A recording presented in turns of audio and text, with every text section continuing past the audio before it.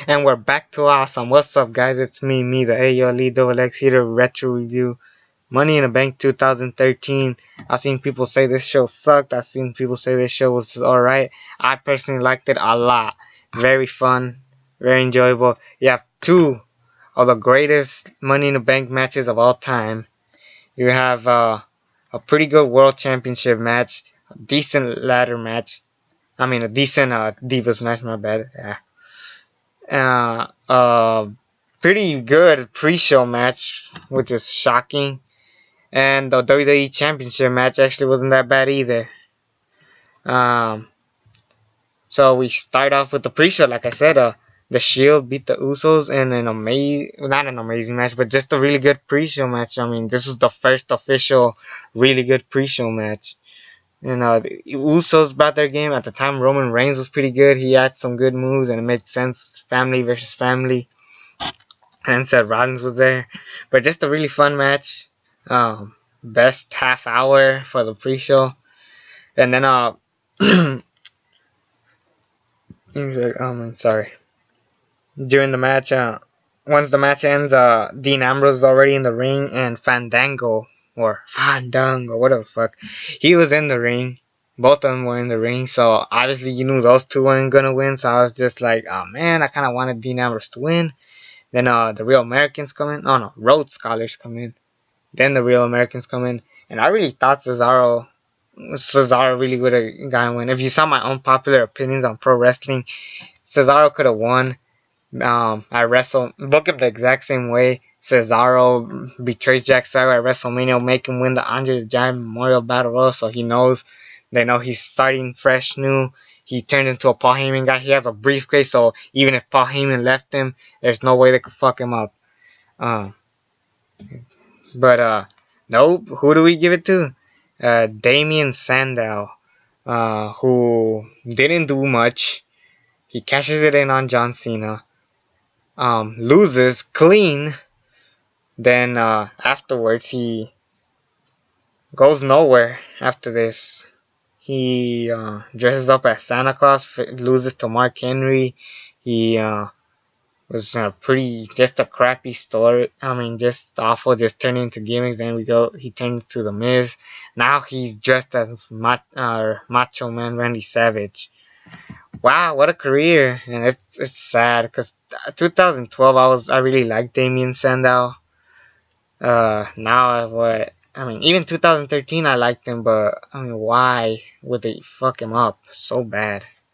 It's just mean and just sick. But aside from that, just a really awesome match. I like Antonio Cesaro and Jack Swagger working together. Fandango didn't do much, thank God. Oh, Wade Barrett was in this match. I forgot about that. He was pretty decent. The star of this match was Cody Rhodes.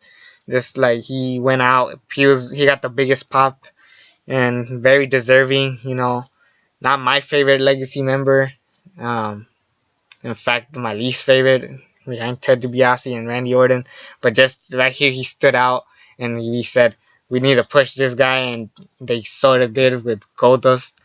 And just an amazing match. Of course, Sandow wins. Oh yeah, there's another part where Cesaro chokes Dean Ambrose and then swings him around. That was pretty cool. Then we have the Usos interfere, the Shield interfere. Dean Ambrose falls on everybody. Just an all-out great match. Very enjoyable. Watch it and you'll forget. Then we get to the weakest match of the show. Curtis Axel defeated The Miz.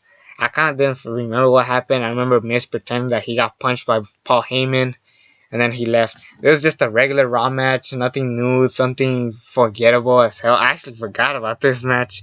I just read it right here from my website. The weakest match. Then we got AJ Lee defeated Caitlyn. Good match, not as great as a Payback match. I mean, some people didn't like this match. I still thought this one was pretty good.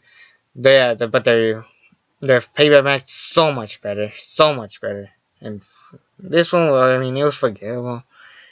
Then we get Ryback defeated Chris Jericho. I gotta be honest, this match wasn't that bad.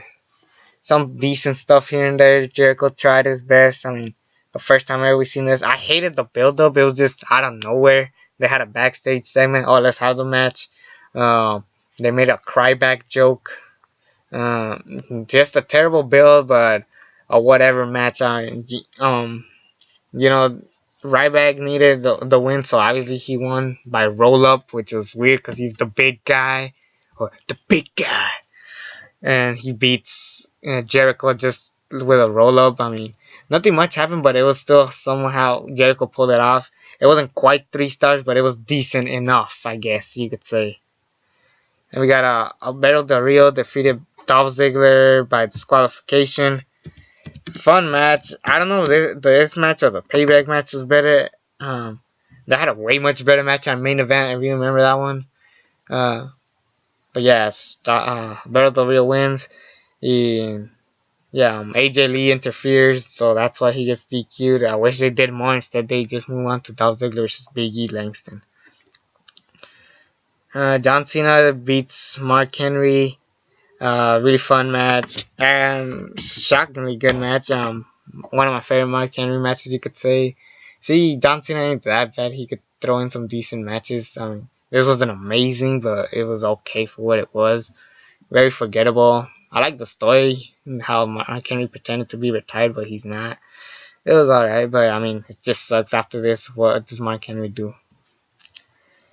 Then we have the All-Star Money in the Bank with RVD, the returning RVD, CM Punk, Sheamus, Christian, Daniel Bryan, Randy Orton, and that was it. There we had Kane, but he got beat up by the Wyatts. Also, Brad Maddox had a segment early in the show. Stupid.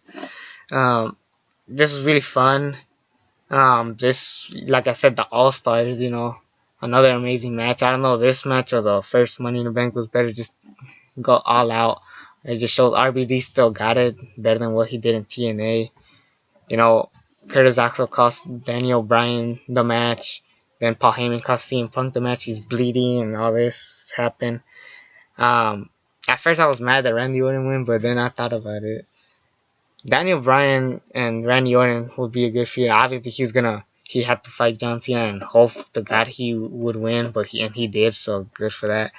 I didn't think they could have done it better, but it was still okay moment for me for Randy Orton winning. I wasn't too mad about it, but who else was gonna get it? I mean, obviously Daniel Bryan, if they were really gonna push him. Christian gets injured all the time. No one gives a fuck about Sheamus. RVD came back, but he did some stuff here and there. In 2013, I can't say the same for 2014. But yeah, just a really fun show, enjoyable as hell.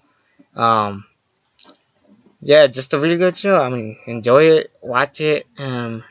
Really fun pay-per-view. I might overrate it, but still pretty good. Until then, I'm out.